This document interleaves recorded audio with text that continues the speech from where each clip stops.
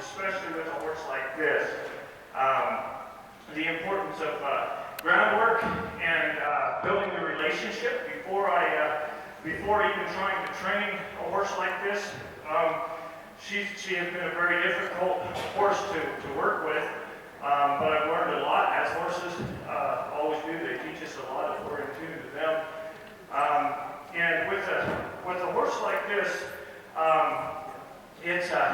you can see she's a little bit nervous right now, and she's. I had her in here yesterday. Was working with her, and with this, it took me a while to figure this horse out. But what I learned is that with her, I had to spend about 15-20 minutes just getting her into her thinking brain. What happens is there's been her owner. She was working with her, and this is as we all know, if we know anything about horses, if we lose our patience, if we get angry with a horse, which this horse has tested my patience more than once, but we go backwards as soon as we start to lose our patience, even if we feel a little bit something inside us. That is we're just getting frustrated and things, and so so what I have to do is, like I say, spend 15-20 minutes with her. And she was a really high-headed horse. Her head was always up in the air, and if a leaf blew by or something like that, she was clear across the arena, or she was going crazy and talking and carrying on in the round pen. Now you see her moving her lips like she is. She's thinking. And that's what I want. I was probably the first one that ever taught this horse that it was okay to yawn. I could get her so relaxed that she yawns. Now she's in a different environment today. But what I want to talk about is not only the importance of relationship, but then building the partnership within the relationship, and using that and also being in tune to your horse as far as what they're feeling. Our body language means so much. Because horses in a herd, they'll look, at the other horses, and they don't talk to each other, and they're paying attention to body language. If I approach this horse, and I've had a bad day, and I'm letting it get to me, okay, come on, and I let it get to me, then this horse picks up on it right away. And if I come in, I'm kind of bad moods, and she'll immediately pick up on that, and then that causes her not to learn. She just goes into their natural instinct, that fight or flight, and she definitely is wanting to move her feet today, and she'll go into that fight or flight mode, and I can't teach her a thing. So what I wanted to focus on is she's a little nervous right now, but she will still respond to me very well because she's in tune. She's connected to me. Like when I go to back her up, I'll get her to back up, and she backs up real nicely. That's a very important part of gaining your horse's respect, to get her to back up. Now I'm going to get her to get a little bit more connected with me here, and you can see the groundwork. The groundwork is so very important as far as getting her connected. She's all looking at you, and you must be you're obviously more interesting than I am, but she's all interested in you. But I'm gonna just get her a little bit more connected with me here, and then I'm going to show you what I feel every horse needs to know before you get in the saddle, and like lateral flexion, yielding of the hindquarters, and things like that. So I'm gonna send her out around me here. Come on, and just this will help her to get a little bit more in contact with me. Come on, girl.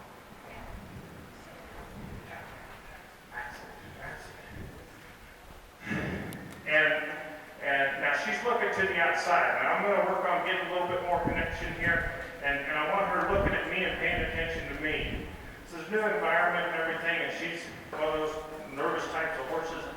I've been working with her this morning, and she continues to look out. There we go. And another thing that you want to look for in a horse, which I'll talk about a little bit later, what you want to look for is how that horse is moving his body. It's flexing, because a lot of people think, like I'm sure some of us have heard of the one range stop. Some of us probably use it. We think we can get into or stop almost any rep. Some people believe, what I found is they think, oh yeah, I know the one range stop. Well, if that horse isn't flexing its body, that one range stop can be very dangerous. And there she's got an ear in towards me. She's starting to pay a little bit more of attention to me. Let me see if I can bring her into me. There we go. And what I feel is very important before ever even putting a saddle on, let alone getting in the saddle, is getting them to laterally flex very lightly. Girl, she's nervous over here. She's got a little disturbance on the backside here, and that's okay. And she wants to keep her eye on that. She says, I don't trust nobody except you guys with me. But right there, working with that steady pressure, and if right there, and just getting her to lightly, she definitely wants to move her feet this morning, and she's real light. Usually, I've been working with her on this, and I got to put her up against the fence a lot of times to get her to flex, and then and to get that light. What you don't want to pull, you just want to put a certain amount of pressure on, just a regular amount of pressure, bring her around, and then just work with that steady pressure. She's having a terrible time standing still this morning. I'm going to show them something. But this gives you a real good idea of, I mean, she is a very complicated horse. And to get her to flex, now she's looking out the door there. I'm just keeping steady pressure on this side there. She flexes, and then I release the pressure, because horses learn from the release of pressure, of course. And also getting them to show. She's been touching. If you want them to touch their side, just get a real light on that. She's got a lot of distractions. She loves doing that, and I allow her to, because it's part of that playful. It helps her to feel more comfortable with me, because it's more like we're playing. But also, come on, pay attention. I need to do this. But then also with that, working with that steady pressure, and see how light she was that time, and she just brings her right back. And usually I would, ending them up, I would expect them to touch their nose on their side, and then I would release that steady pressure and let them know, hey, they did great. She's starting to relax a little bit more, pay attention, and same on this side. There we go. That was a little bit lighter, but I didn't want her to move her hindwards. A lot of times, putting your hand here when you're teaching your horse that, and it will help them to stand still. But sometimes, like I say, I gotta move. I've got to just work with this, move up against the fence and work with this steady pressure like this, and get her to flex like that. And I haven't had as much time as what I would like to with this horse. A lot of horses, it comes a lot easier. Now, the next thing that I would want to do is get her to flex that just when you're getting in that, you say you have the saddle on and you're just standing there, get her to flex her head over like that, and then put your arm up against your side like that, and then just do this. A lot of times, I'll do it with spurs, and okay, that's good. And just because what I like to do is, especially if you're going to ride with spurs, some horses, you notice I'm not wearing spurs. Some horses need spurs, depending on where they're at in life or what their past has been. Others don't, but you never want to abuse spurs. So what I'll do is I'll just take a spur in my hand and I'll just, rub them here and let them know that it's okay. And then I'll use that spur in the same way to give them to yield those hindquarters. But it's very important to yield those hindquarters. Because if you just have them knowing the one range stop like this, take it easy, girl. If you just have them knowing the one range stop, then that's not going to be enough. That's why it's so important, like I was talking earlier, for them to flex their body and then to yield those hindquarters, because that's the way you're going to get you're going to be a whole lot safer in the saddle, because your horse is going to be used to flexing their body. Now, I'll get her to flex right now, and what you want to do is just do something like this, and like this, and then just keep her going like this. Keep her head kind of turned, as well as keep her hand, get your hand in there. Come on, Birdie.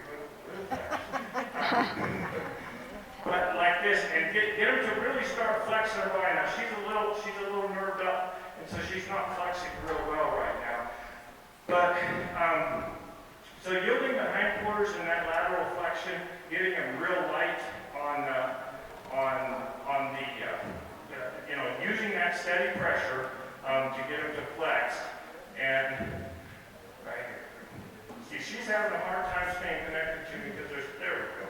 Because there's so much more to watch, and she's used to just being around her buddies. Now, Reg, would you have been able to bring this mare in here when you first started working with her? That's all, thank you. About what's really going on with her, Right. how far she's come. Right, she has come so far. I would have never even attempted to bring this mare when I first started working with her. I mean, she was absolutely a very dangerous horse. And that's where the relationship comes in. I work with her probably to really gain her trust. I don't know exactly what her past has been, but something bad happened to this horse, and she had some bad experiences, so she was very untrusting. She did not at all. She would have never, you see how her head's down. I worked a lot with that. She would have never had that head down and been relaxed like that. What would her reaction have been? High-headed, very high-headed, or what kinds of things were? Very high-headed and kick at the drop of a hat. I mean, kick or buck, and she has at times something that spooked her from behind me, and she's getting so much better at that here in the last couple of months that I've been working with her. She would have, I mean, there's been times she's just slammed into me because she was in that, flight mode, and she wasn't in the learning mode of brain. And I'll show you here. What she would have done is she would have like something, just a little leaf blowing behind her or something, just would spook her, and she just ran right into me, if I wasn't watching. But what would your reaction be then when she was coming forward on you and everything? How did you get her to? Well, there was one time. I mean, because if one of my bones or my head gets hit real hard, that's my trigger point, And the thing is just for example, when I was just probably about a month ago, I was just leading her away from the mounting block, and her back hoof just clipped on the mounting block just a little bit, and then she.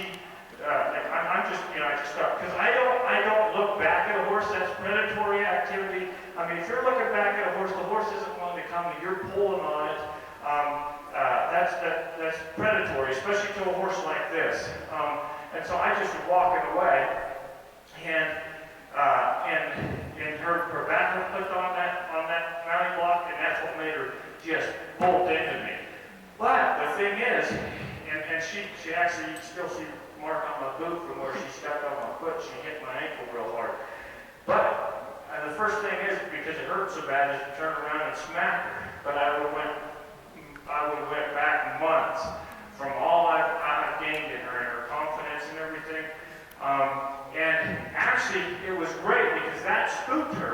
but she rammed into me. But I know you want me to see you're better looking than I am anyway. But anyway, she stepped out and she didn't spook and just bolt.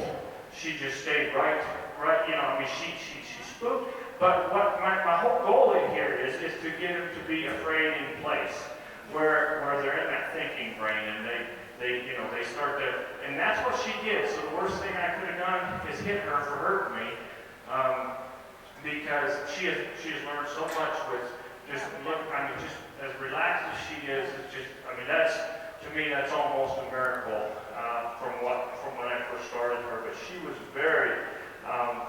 You could tell she felt bad that she run into me when she did that. And so she hung her head and she's like, oh no, I hurt him. You know? But she continues to improve, but it just takes, we have to just realize, always be aware of your body language, what you're telling that horse, and also listen to the horse of what it's trying to tell you, and the patience. Sometimes you think if you're working like with this lateral flexion, or if you're working with yielding the hindquarters or something like that, you're going to think, my gosh, I'm just never going to get this. I mean, I even think that as much as when I work with horses, sometimes. But just be patient, and if you get worked up, or if you start feeling a little something inside here, just say, okay, I got to walk out. I just talked to somebody else here that was talking about the same thing. They work with horses all the time, and they were saying the same thing. But for like I say, my main message today is working on that relationship, and then building that partnership within the relationship. Like if I want her to move over, she see how she moves, and she just moves real nice and light. She'll move all the way around like that, and she's getting a little bit more relaxed now. And if I go this way, I could take her off the line and she'll follow me all over this arena.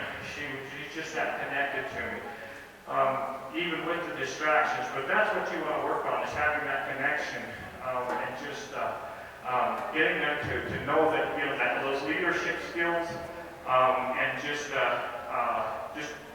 being a horse with them, being their leader. I developed the leadership with her. There's no place on the face of the earth that she feels safer than right with me. That's obvious. Yeah, and she's very connected to me, and until I get her, to that point, every time by spending 15, 20 minutes,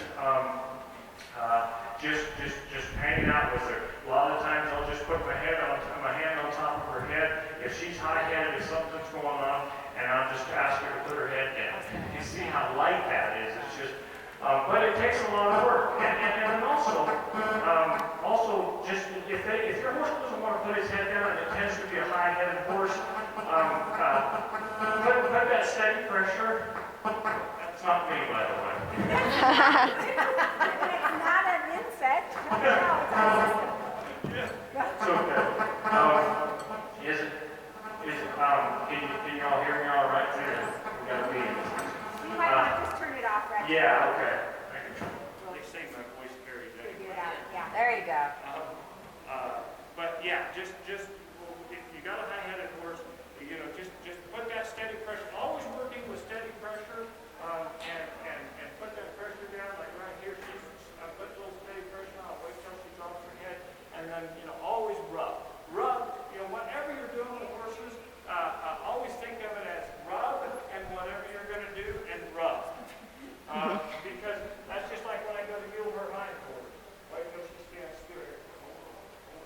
And so I'll rub, because there again, my body language is just friendly. And then I'll flex her head over this way, and then put the spurs to her. And then when she turns, come on, what are you doing? And then when she turns like that, then I'll rub it again. And that way you're communicating to the horse, like if I was out here, and I walked up to her, she's not real reactive there, because I walked up to her fast and I was friendly, my movement was smooth. Now if I walk up to her and I'm going like this, and You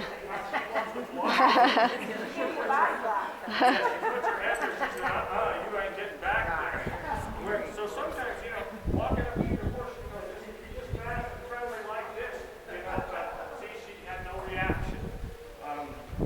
So, like I say, most of all, always be reminded what your body language is telling that horse, and never be sneaky, just always be free and open. So. Good advice. All right. Okay, well, thank you so much, Rich. Everybody give him a big hand.